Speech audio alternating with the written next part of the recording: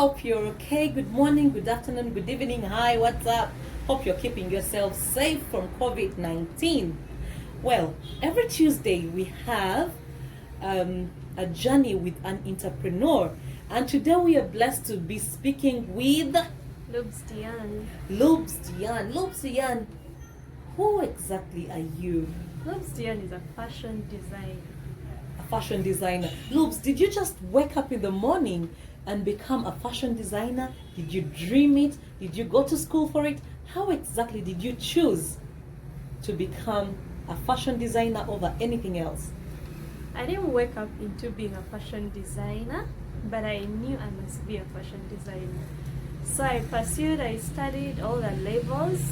I went into a university, did a fashion course for 3 years and graduated, got a degree. So I'm a professional fashion designer. Mark the word professional fashion designer.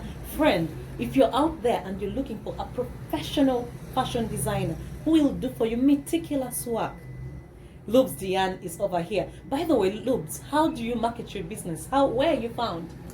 I'm found in Muyenga, Uganda, Muyenga. And then I use my social media platforms, Instagram to be specific, at LubsDian Fashions. So someone can get me on there and then send me an inbox, and yeah. Do you have a WhatsApp number? Because most of us are very comfortable with WhatsApping our service providers. Yeah, I have a WhatsApp number. I have a business WhatsApp number. I always get in touch with my clients. Can you share it? 075 11 58 625.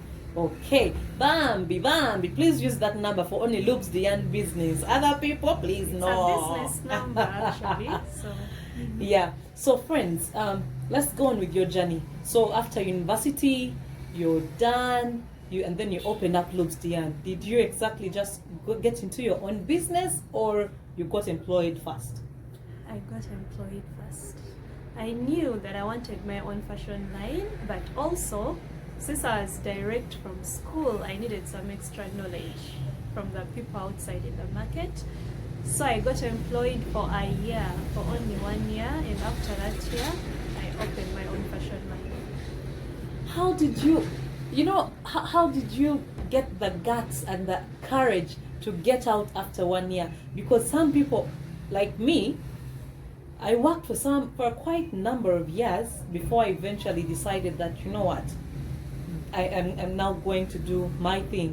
How did you get the guts? I had faith in God, but I also believed in myself. So I had to have the guts. Either way, I had to start my own fashion line. So I believed in myself and I couldn't procrastinate my goal. So, entrepreneur who's listening to LubsDian, believe in yourself. Do not procrastinate your goal. It's very, very, very important. Lubs, tell us your journey as an employee. How was it? Was it interesting? Did you learn anything? Was it a waste of time? What exactly did you learn? It was so fun. It was interesting. It was not a waste of time at all because I learned a lot. It was challenging as well because I was in the fashion bridal Industry? Yeah. I was employed in the fashion bridal industry. So I was working with brides. Oh my God. It's so demanding. It's very, very demanding because you work on the clock. The bride's date is approaching. You must get their gown done without failure. So there is nothing like falling sick, missing work, because you miss work before you know it, that date is approaching. So you cannot make the bride cry, you know? So basically you learned how to keep time, you learned how to compromise yourself, to work selflessly. Yes. Entrepreneurs, these are things that we need to learn. You who is opening a business and you're watching Dian, just know there is no falling sick. There is no, because I think maybe it's easier. Which one is easier? Is it easier working for somebody or working for yourself in terms of presence at work? It's not different at all actually. Working for yourself, it's pressure because if you don't work, remember you're self-employed, if you fall sick, you won't receive money. So you must work hard so that you get money. If you don't work, the money won't come. But if you're employed, you may fall sick and your boss will still pay you. Maybe that's the advantage, but yeah. Okay. Well, Dee, is there that one particular thing you can tell us that I worked on this client during my employment and I learned a big lesson and I'll never repeat it? Yeah, there are clients, there are brides who don't want to know, there are brides who are rude, who don't care, who have no patience. So if you can't finish their things on time, they will not listen. Like, you must get their work done. So I had to deal with rude clients, but I had to be patient with them as well. Like, no matter what, even if they're so rude and you have to be patient. Okay, so we are learning we have to be patient with our clients. Not till we are bosses. They say the client is the boss. Yeah, the client is your boss, so you have to be patient with them actually. So then you decided to after 1 year you decided to move into your own business. Dee, did you have a bundle of money, a sack of money, a chivera of money somewhere, sewing machines and people waiting for you? Was it easy for you to start up? How did you exactly start? Give us that very brief story from the how, from that day when you said now. What were you feeling? Were you scared? Were you excited? How was it?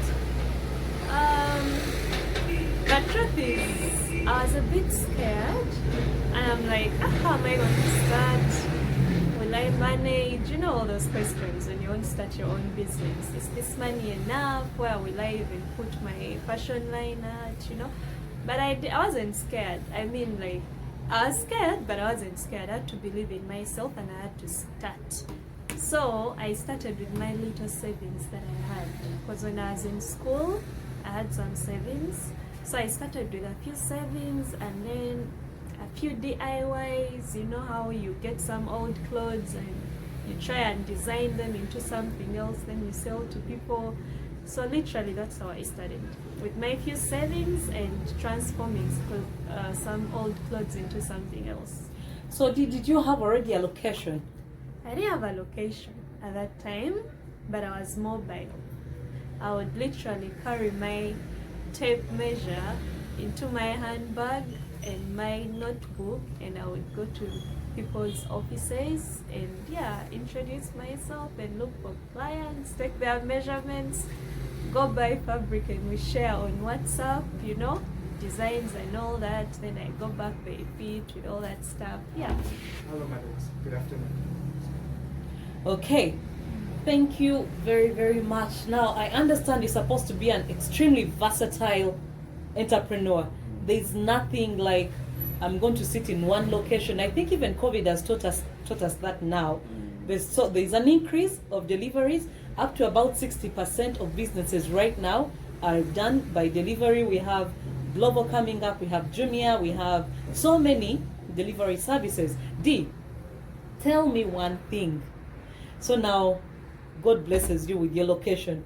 People, this place is beautiful. You walk in here, it just looks like the lady you're looking at right now. The clothes are nice. Did you make all these clothes? So how exactly have you balanced your handwork and the market? I didn't make all the clothes in my shop. I have some custom-made clothes and I have ready-to-wear clothes. So that's the balance, because some people come in and they just want a dress at that moment and there's no time to make. Some people would like to make for them, but they don't have time. They're on time, like they don't, so they just pick a cloth, fit in, and then go. Others come and then they like customize for me something. So we get designs and all that and make for them, and they take. COVID-20. I call it COVID-20 because it came in 2020. So this period of COVID-19 happens.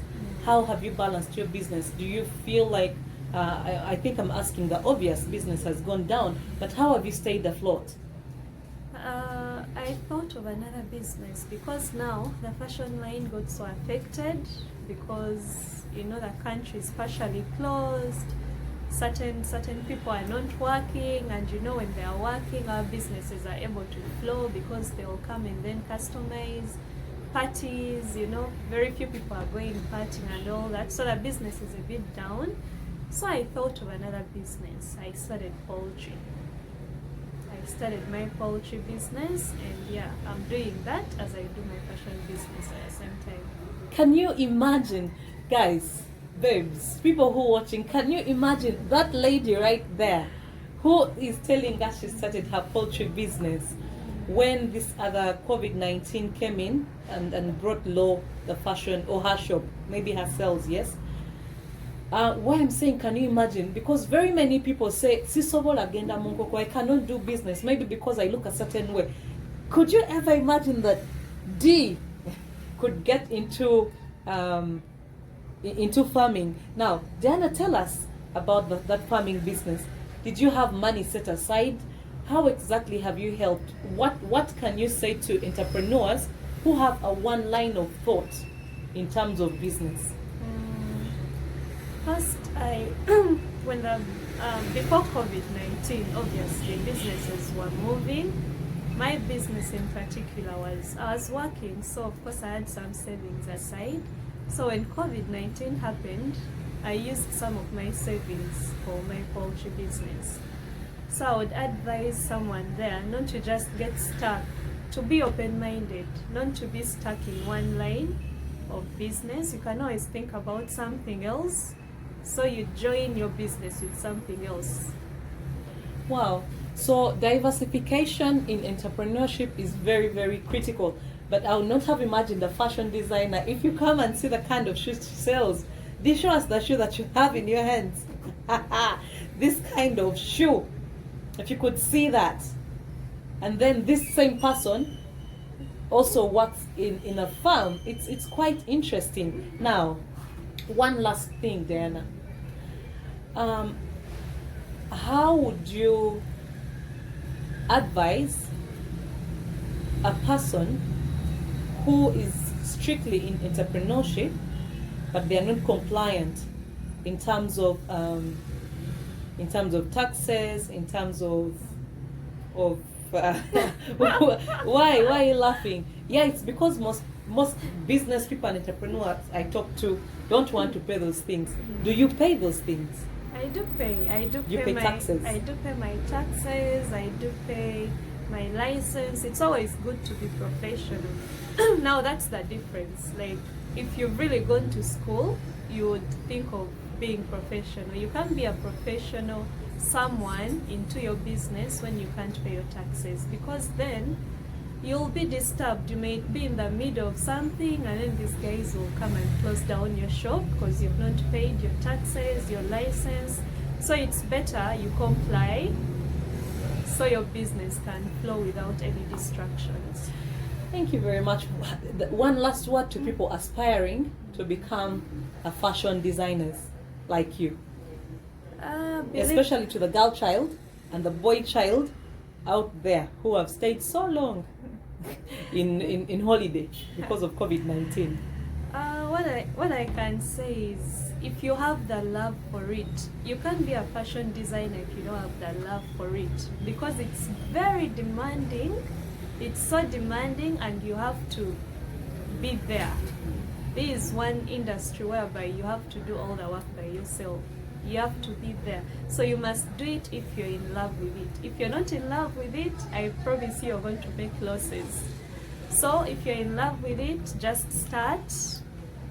Just start with what you have. Be creative. Always be ready to learn. And yeah, everything will go well. Wow, thank you, Dee. Thank you very, very much for giving us your time. People, this shop is the bomb.